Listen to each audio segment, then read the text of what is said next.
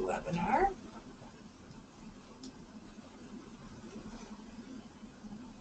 Okay. We're recording. Okay. Welcome, everyone. I want to welcome you to part 3 of Let's Get Social webinar series.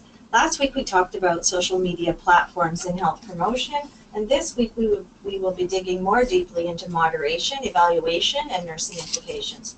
But before we jump right in, I would like to reintroduce the team, as not everyone will have participated in parts 1 and parts 2.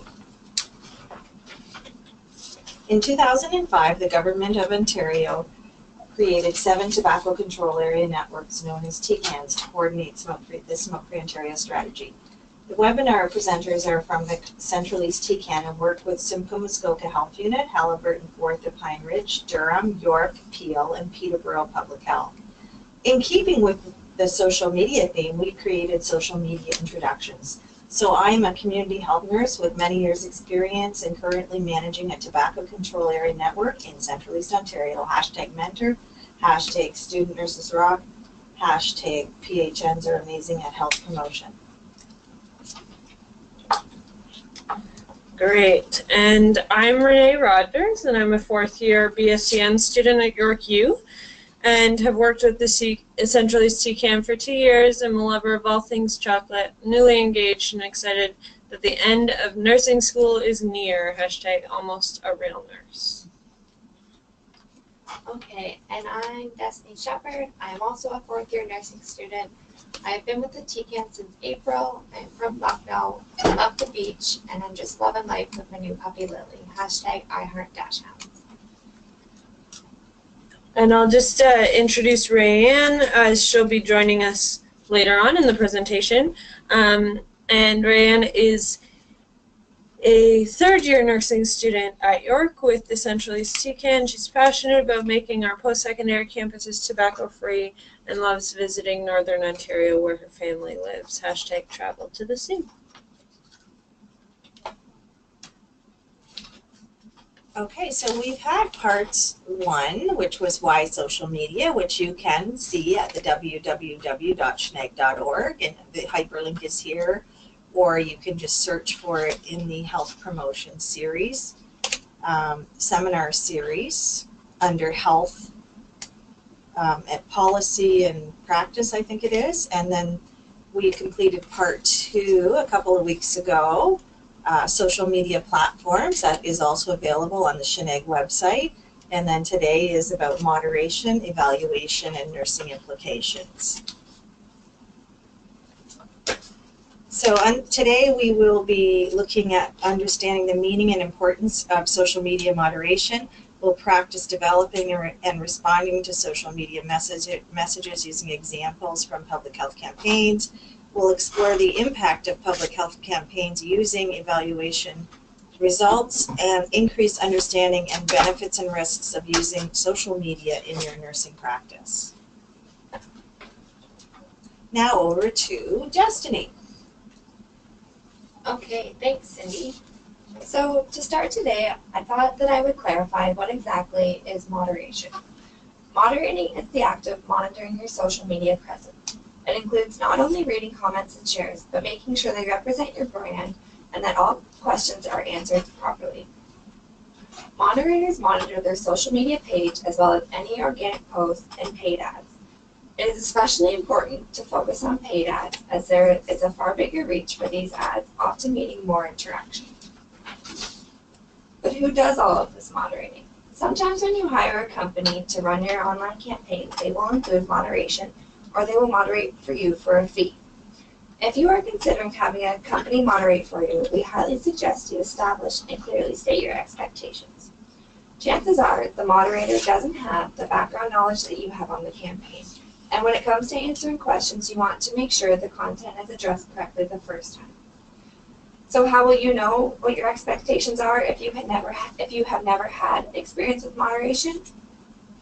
Trial and error. During the first couple of days of your online campaign, you will need to check your live ads to get a feel for audience engagement.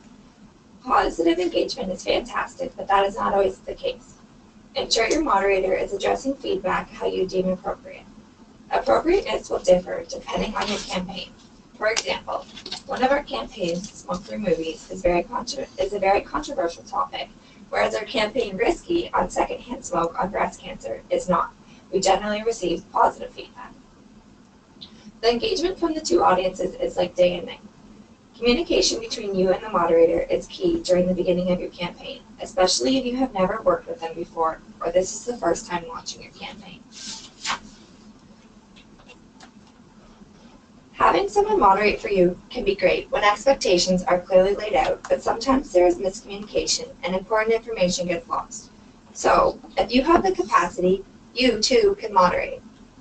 Because of how easy interactions are on social media platforms, especially Facebook, posts and ads can generate many comments that can take extra capacity just to keep on top of them.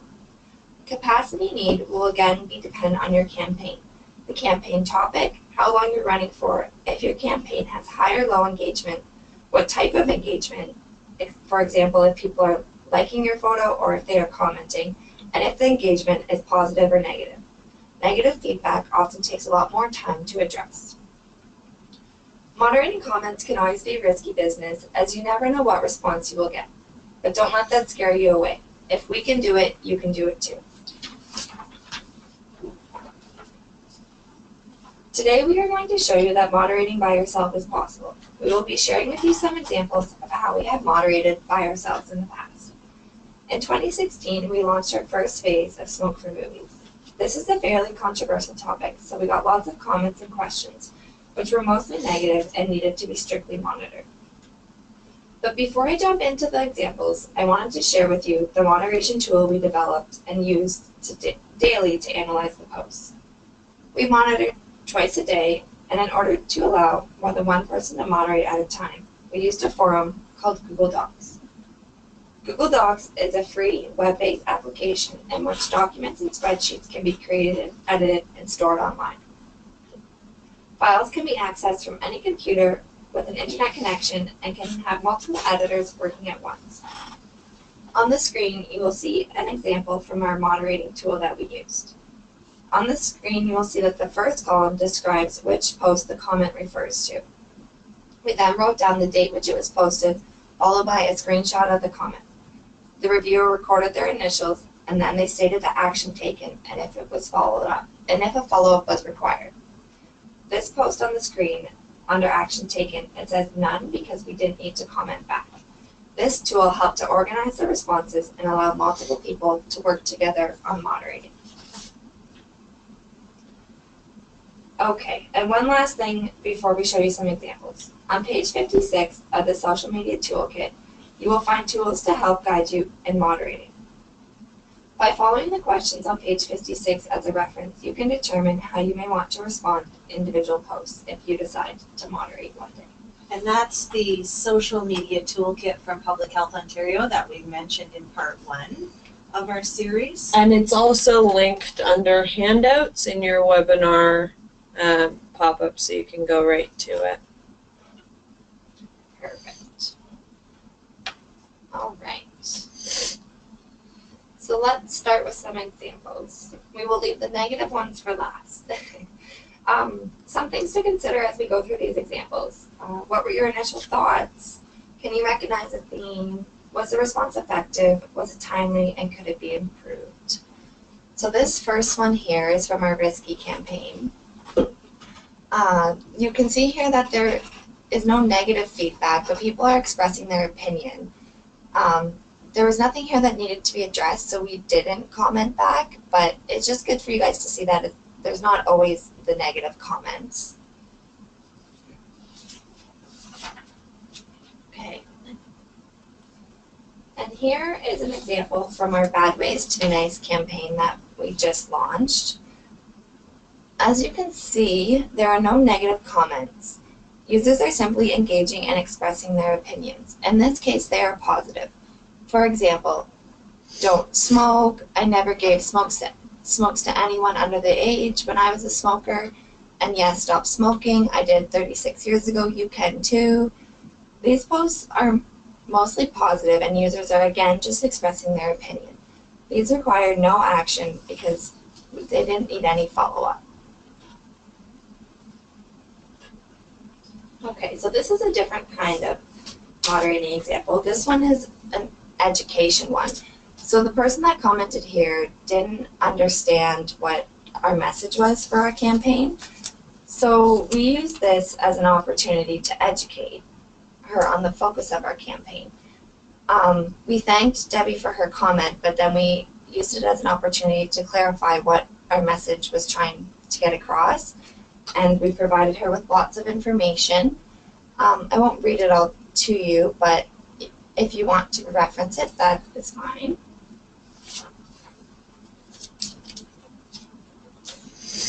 And here's another opportunity of education. So this person that commented here wanted more information, and this is really important to direct people to the right information, especially with such a controversial topic like smoke-free movies.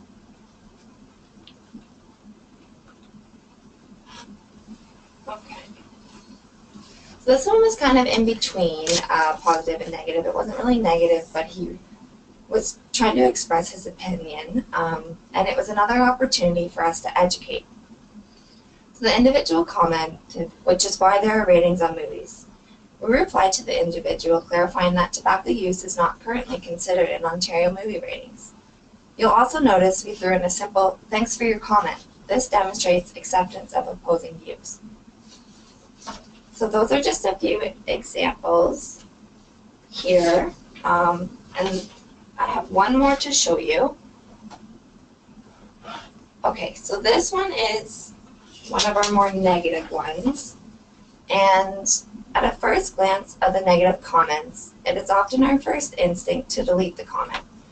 When moderating, it is useful to respond to the comments rather than delete. Use your responses as an opportunity to correct misconceptions as well as demonstrate acceptance of different viewpoints. With that being said, though, comments that are inappropriate and are profound can be archived. So some of these negative comments included, "What a waste of time," "Grow up," "Do people have nothing better to do," etc., etc. And instead of deleting the comments, we agreed with one individual that commented about the consideration of swearing, murder, and nudity in movies already. But we used it as an opportunity to turn it around and apply it to smoke-free movies. There are tons and tons more examples that we could give you, but hopefully this gives you a general idea. Social media management and moderation needs a fine balance.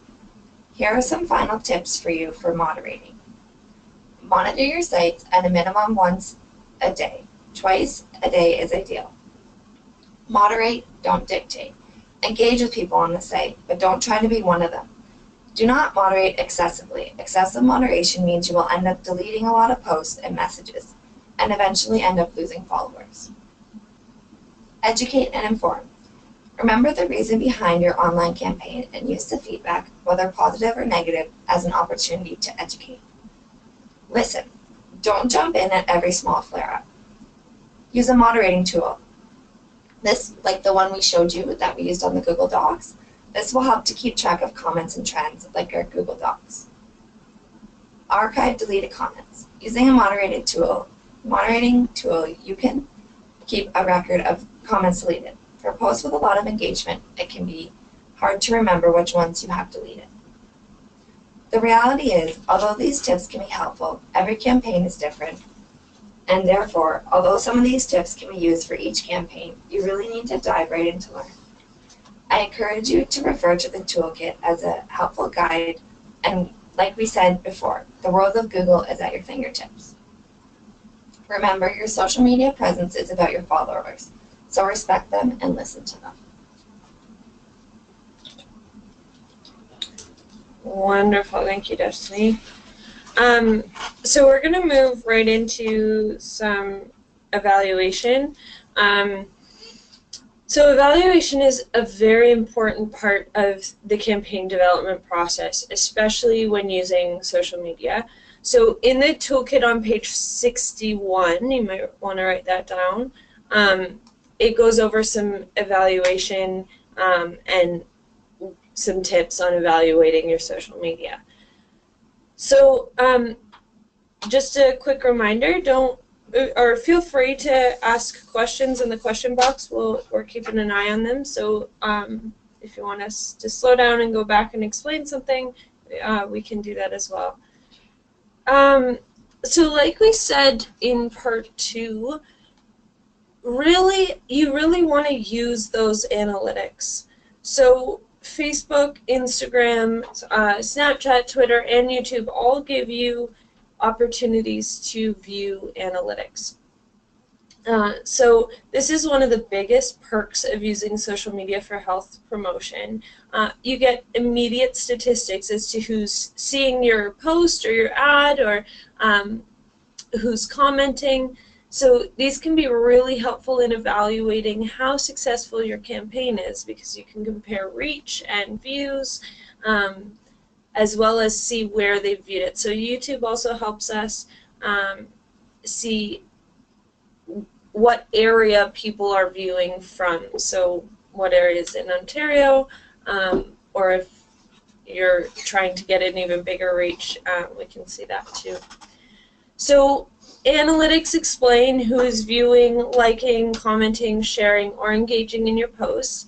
And if it's a video, like I said, it will also tell you the average amount of your video people watched, which is very helpful, because if you have a 2-minute video and people are only watching 10 seconds of it, that's helpful in trying to decide how to make a video in the future, or how long it should be.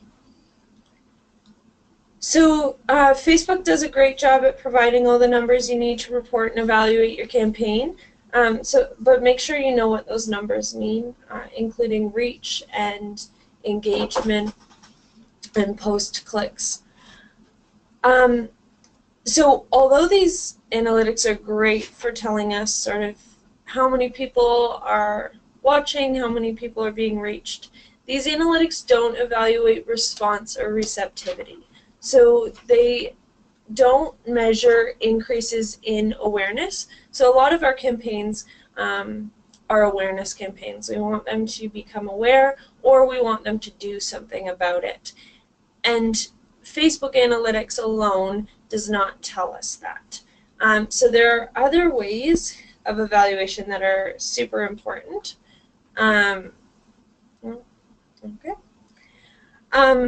we're just going to review the output and outcome evaluation of our Hey Parents campaign as an example of that. So Hey Parents was our smoke-free movies campaign in 2016, and it was online, TV, radio, and in print. So web analytics told us what was happening online, but they didn't really tell us what was happening with radio or online or in print, or people's receptivity to the campaign. So for outcome evaluation, we've used surveys either online or via street intercept interviews, and this is very time intensive, but it can tell you whether or not people understood your message. So for Hey Parents, we conducted 600 street intercept interviews to determine if parents saw our message, liked them, and if they could identify the key messages. And you can see in these pie charts here, 47% saw the campaign in market, which is a fairly good reach. That's almost 50% of parents that we talked to saw our campaign in market. And depending on your budget, that number is going to waver and is going to be of different importance to you. So receptivity of the campaign was high as well. The majority, 78% of respondents reported that the campaign grabbed their attention, which is what we want. And overall, 66% of parents were able to correctly identify our key messages in our campaign, which is also super important, as that's our main goal, is we want to create awareness and hopefully get those messages across. That 66% of key message identification also tells us that our materials are doing what we want them to do, getting our key message across. And then online, we had 47,000 visits to smokefreemovies.ca during the campaign, which also tells us that people are being receptive to our ads and clicking through to our website.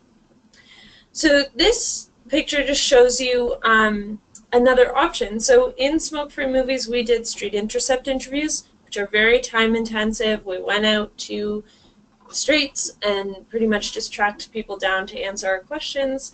But this is something we're trying for our That's Risky campaign right now. And a few of our partners have used it before. But it's actually online survey. So we're promoting it through the same channels we promoted our posts and our ads, Facebook, Instagram, and YouTube, and posting that if you check out our survey, you'll earn a gift card now. So they go on, they clicked through this ad to our survey, they do our survey, and then they get an email link to download a gift card from us. So our partners have been very successful with this method, and it's a little less time intensive than sending people out with surveys. So that is super helpful. Cindy. And I'll just highlight what we're using to make this possible is a website called GiftBit. So GiftBit allows you to purchase gift cards of whatever denomination you want, and then you have this URL that you send to people and they don't download the actual gift card. You don't need their name, you just need them to send an email that you can reply to. And you can call, you set up an email site, so ours is called Gift Card Central East at Gmail, and so that's where they'll receive it from. So it relates to what they've done. Yes, wonderful. Yes, I will type that online gift card website out in just a second for you in the question and answer so that you can click through to it. So yes, so this can be a great way to sort of use your resources. We're using social media again, not only to promote our messaging, but then to promote our surveys and our evaluation in the end, which they're already seeing our ads online, so why not promote ads for our evaluation as well. Cool. So then this is just to show you how important it is to do evaluation on your campaign. And this is going back to sort of the analytics of it all online and just the importance that the ability that social media gives us to really evaluate lots of different aspects of our campaign. And like Destiny said, we've had a lot of success with hiring communications companies to help us with this. So this is what one communication company has done for us. They literally lay out Facebook, Instagram, YouTube, Google, and all of our analytics to just show us in one little chart on how successful we're being. So we can see ad action, we can see ad impressions, we can see action rate, and you can also see, and I talked about this last time, cost per click. So you can see cost per action is 7 cents, and you'll see that number go down with the more ad impressions and reach you get. So that's super important. And we also see in the bottom corner reach by gender, which we really wanted to look at for one of our campaigns, the Risky campaign, because we wanted to reach both male and female, and we wanted to see if we were getting both, and it looks like almost about 50% split. So we're really happy with that. And can I just Yeah. highlight? Hi, it's Cindy again. I just wanted to highlight, you can do this analytics quite easily yourself on Facebook. As we have a few campaigns running right now, and every day I can go on, for example, we're promoting Mom's Car, Our Bad Ways to Be Nice Indigenous video. It's been out for 2 weeks, and we're targeting 16 to 60-year-olds, Indigenous people, and we have 15,000 views of the video in that 2-week period, with many likes and comments and sharing within that site, which is amazing. So every day you can see it. We started out at like 300, going slowly, and then to get to 15,000. Is that, yeah, 15,000 is amazing. And then as well, when you've got your own YouTube videos, we're going through our own YouTube channel on a regular basis, and we can look, oh, we're at 100,000. So you can hit the analytics button on any of these and see how long people are watching your videos. So you can do all of that yourself, and once you just keep practicing, it's really not that hard. Wonderful.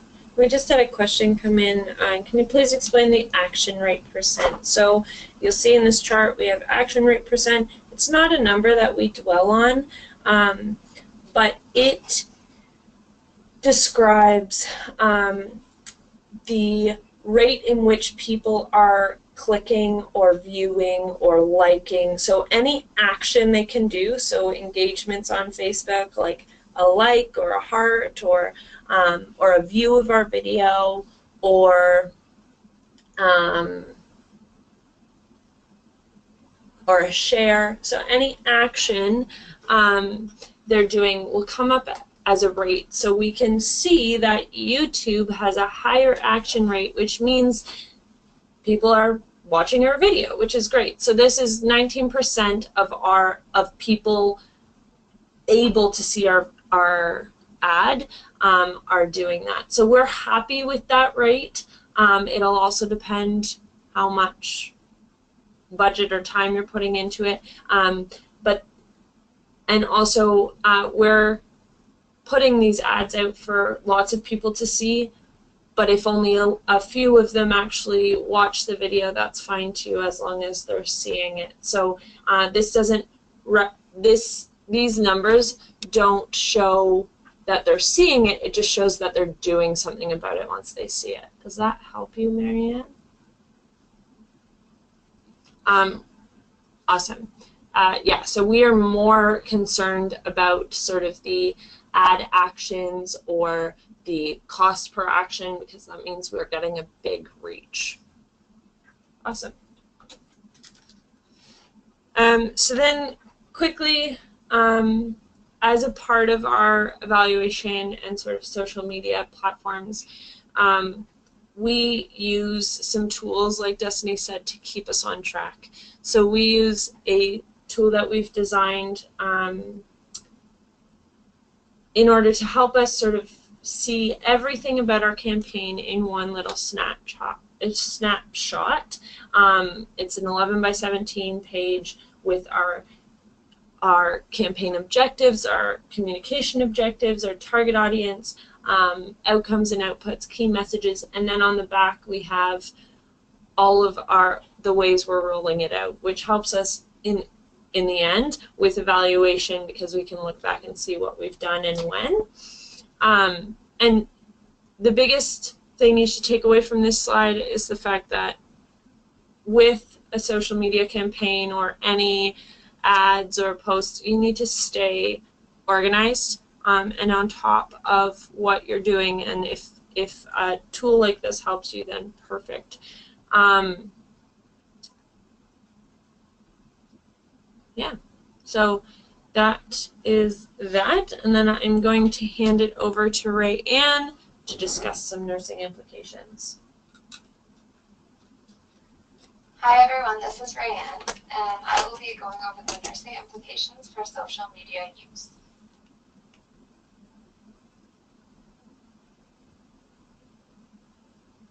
Although using social media in your practice is a very effective way of communicating, nurses must pay close attention to the implications that may arise.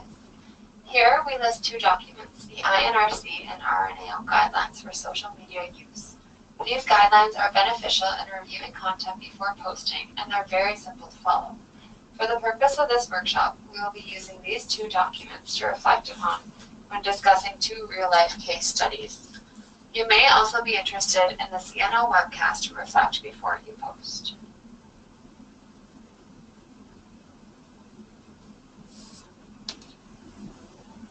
The INRC reviewed the use of social media guidance for nurses across their organizations. They found that all nurse regulators draw on their professional code of conduct and standards of practice. Members of the INRC recognize that while social media is a beneficial tool, there are principles that nurses need to pay attention to in order to reduce risks to members of the public. Just to note that this is a position statement and is only intended to inform nurses about emerging issues in nursing regulation. It is not one of the college standards of practice. Ontario nurses are accountable for practicing according to the college standards and guidelines.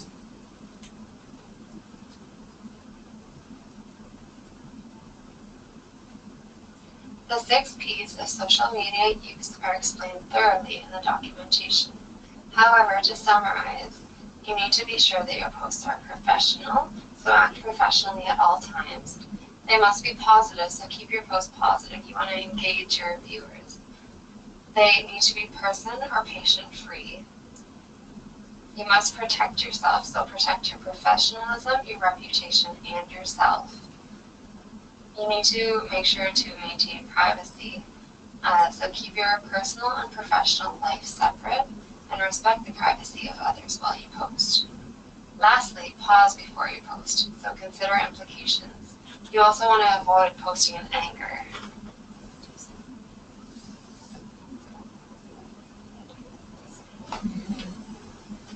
The RNAO has a great online resource about electronic communication for nurses and describes how it has altered the way we interact. RNAO provides tips that are guidelines on how to create constructive, respectful, and authentic online cases, whether you're on Facebook, Twitter, LinkedIn, YouTube, or any other social channel. Remember, as a nurse, you work in the public. You must carefully consider what you write before hitting the post button.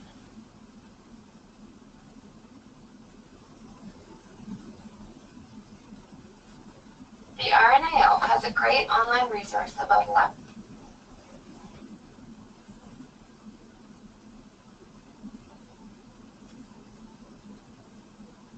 The RNAO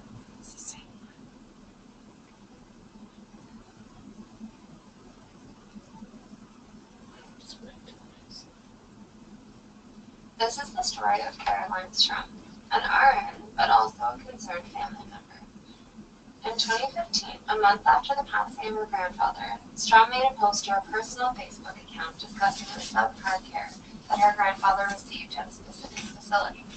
She wrote, "My grandfather spent a week in palliative care before he died, and after hearing about his and my family's experience there, it is evident that not everyone is up to speed on how to approach end-of-life care or how to help maintain an aged senior's dignity. I challenge the people involved in decision-making with that facility to please get all your staff a refresher on this topic and more. Don't get me wrong, some people provided excellent care, so I thank you very much for your efforts. But to those who made my grandpa's last years less than desirable, please do better next time. As an RN and an avid healthcare advocate myself, I just have to speak up."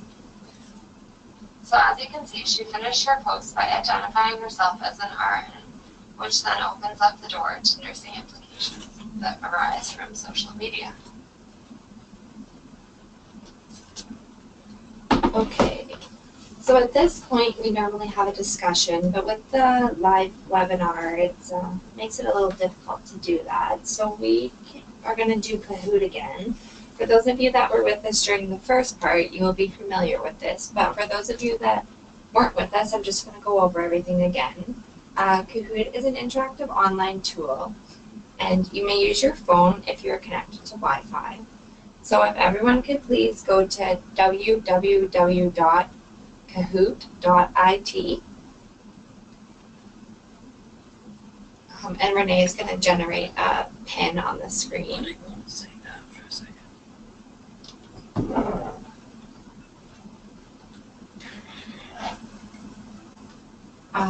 And just continue to go over the instructions. So once the pin's generated on the screen, you will able to enter this once you get to the website. The questions are going to come up on the screen for 60 seconds. Don't worry if you can't read it in time because it will be displayed at the top of the screen. Once everyone has answered the question, Kahoot will generate a graph of the results. Then we will move on to the next question. So for those of you that are on the site now, the game pin is 7309765. We'll just give everyone a couple minutes.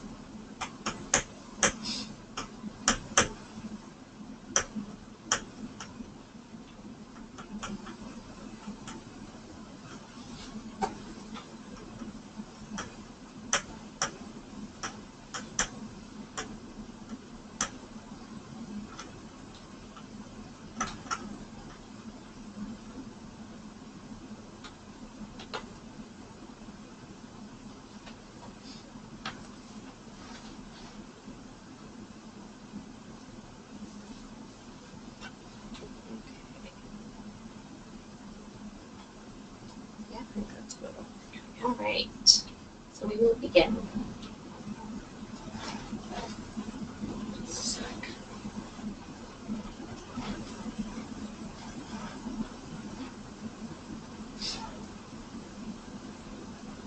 Okay. Question number 1. Do you agree or disagree with the charges for her actions? Agree, disagree, or uncertain?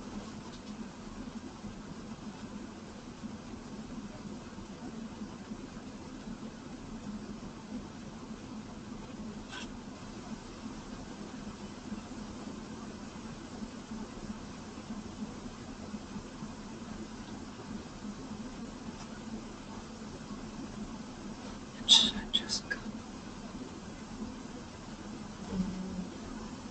They put the time limit too high. I didn't do it.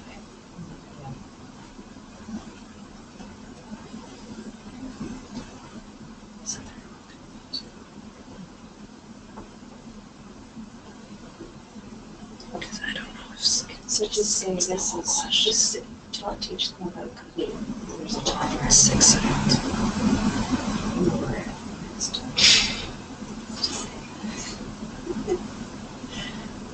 Okay. Uncertain. So it looks like a lot of people are sort of uncertain about whether that was right. Does this nurse's post follow the guidelines provided by the INRC and the RNAO? Yes, no, or uncertain.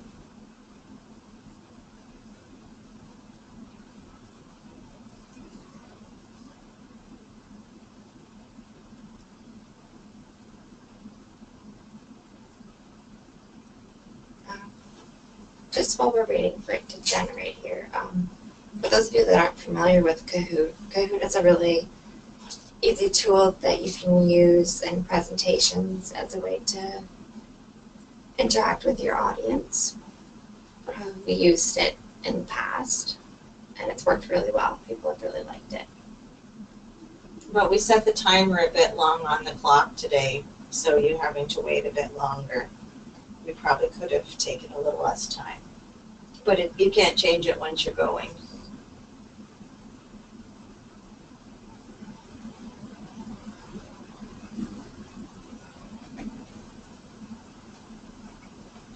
Oh. It didn't give me the answers for that one. Okay. Sorry, guys. We didn't get the answers. Oh, Based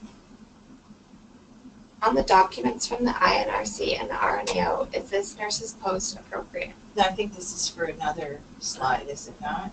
This isn't for her.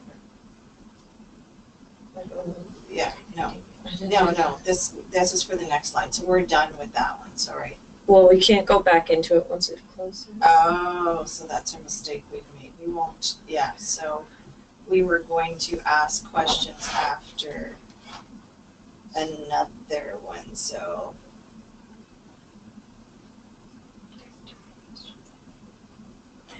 I think we'll just go out of the Kahoot for now, because I think that it's just been set up where we thought we could go in and out and we can't, so No. we won't be able to do it. Okay. So we're sorry about that. We'll just have some technical difficulties here. Well, we're just Technology gonna, is great when it works. yeah, we're just Yes. gonna go back. So this is why usually we've actually gone through the questions as we create presentations like this and practice and make sure we can do what we think we can do. And we just learned that we couldn't. So slight hazard with that.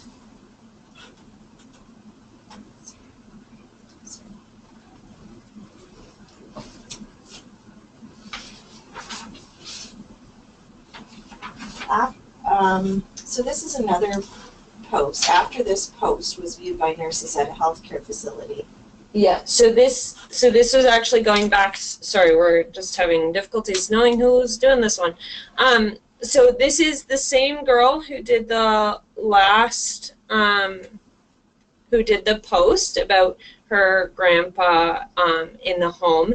And so we're just going to talk about what actually happened. So after this post was viewed by nurses at the healthcare facility, the workers filed a complaint to the SRNA. This was in Saskatchewan. And they actually determined a penalty for this nurse. And they gave her a $1,000 fine, $25,000 to cover costs of disciplinary proceedings, reprimand, and the requirement of a self-reflective essay and the completion of an online ethics course. So that was quite a bit for what she thought was a fairly innocent post on her personal page, reprimanding the nursing home in which her grandpa was getting care. So this is just an example of what sort of can happen when social media is used inappropriately, especially in the healthcare setting. It was unfortunate that because she posted her opinion and sort of reprimanded people who were also in the nursing realm, because she has the title of a nurse, that was deemed not okay, and she was fined for that. So just some questions to think on. Do you think this is a reasonable penalty for the incidents, and how do the documents that we've talked about provide support or act against this Facebook post? So we're going to jump into our next sort of case study.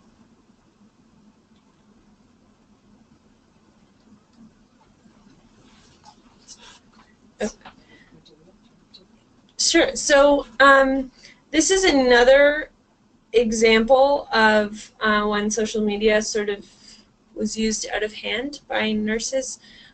So at the time of this incident, Katie was a registered nurse working in the ER at a hospital in New York City. So this is in the States, so it is a little bit different. But Katie was a reality TV nurse on New York Med, which is a TV show. And Katie had worked in her nursing position for 7 years. However, was called at the end of a shift to receive notice that she was being let go. She posted a picture on Instagram, and you can see that to the left, of an empty ER trauma room, and captioned it, "Man versus train, ... the after, hashtag life-saving, hashtag EMS, hashtag ER, hashtag nurses, hashtag doctors, hashtag New York Med, hashtag trauma, hashtag real life." So she was terminated for this post. However, she was not accused of violating the patient's HIPAA rights to privacy, but was told that it was out of line to post that picture. She identified herself as a nurse, and she identified the patient pretty much because of man versus train. So we just had a few questions to consider for this one as well. And you can find this and many other articles online. So some things to consider would be based off the documents from the INRC and the RNAO. Is this nurse's post appropriate? Did she violate patient privacy? And was termination appropriate measure? So we also have a little bit of a paragraph on Katie's advice for others. As for what the medical community can learn from her experience, Duke says that it's very simple. Don't violate patient privacy. Don't say anything negative about your workplace, and think before you post something that could be deemed offensive. Make sure you understand what your purpose is on social media. She added, be a positive professional role model for the up-and-coming generation of healthcare workers and students. That's my personal mission for social media. So this was just to show you sort of a different side of social media use. We showed you sort of the corporate health promotion piece of it, but when you start using social media for health promotion, it can sometimes become a little bit of a gray area. So making sure that we are differentiating between personal and work or professional social media use, and just understanding the fact that there are some nursing implications, so we need to be careful with it. We talked in the first week about just how big of a reach we can have with social media now that everyone's online, but that can also be our downfall too, because there is so many people watching us out there, and we need to be careful. So that's our biggest thing for just sort of nursing implications with that, and we're just going to leave you with this. We don't have a choice on whether we do social media. The choice is how well we do it. So that can apply to whether you're using it professionally or whether you're using it personally. Social media is such a big part of our lives, and we need to be using it. We need to be there as a healthcare voice in all of it, but we need to do it well. So really researching, really making sure we know what we're doing before we do it. So now we're going to open it up to questions. Oh, and sorry, I'm just going to hand it over to Cindy for one last statement. Yes, and thank you for joining us for part 3 of the Let's Get Social webinar. It does conclude our series, so we do hope you've gained some insights from our experience and plan to get social too. And you saw today where we didn't get a chance to rehearse the Kahoot, how things can go wrong with technology and social media. Rehearse is really important, but you know, we don't always have that time that's necessary to do that. So do you have, we can't unmute them, right? We have tried. We can't unmute you, but we do have the question box up, and we will be. So if you have any questions, we can answer them now. Oh. Yes. There, is that better? Sorry, Marianne, I missed that. Hopefully that's better for you there. Awesome. So we are going to open it up for some questions. You can ask us questions about all 3 presentations. We can speak to them, or just what we talked about today. We'll leave it open for a second. As questions come in, so I will get that gift card website for you. Giftbit.com. Giftbit.com.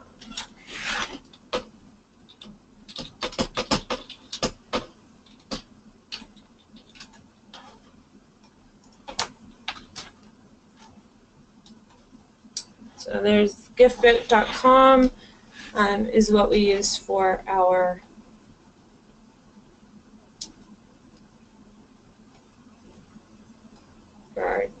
gift cards for evaluation. Can you share your evaluation tool sample? Is that the one? Our communication summary? Is that this one here, Marianne? Yes, we can. We can We could share a few from a few campaigns. Yeah. How would we do that? Would we do Um, email or? yeah, why don't we email her, my email? If you want to put mine on the, Okay, I will. can you reply to all? Yep, I can reply to all. I'm just going to put Cindy's email in here for you, and then you can just email us, Marianne, and we will get you some of those social media campaign Or anyone summaries. who wants them.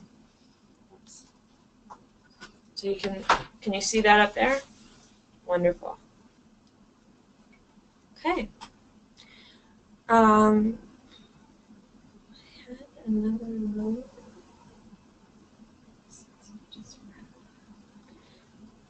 Yeah, so it doesn't look like we have lots of questions this time, which is totally fine. So we will let you all go, and this recording will be up on the Shnig YouTube as well as the Shnig website, so check that out. Wonderful. Thank you all very much for joining us today.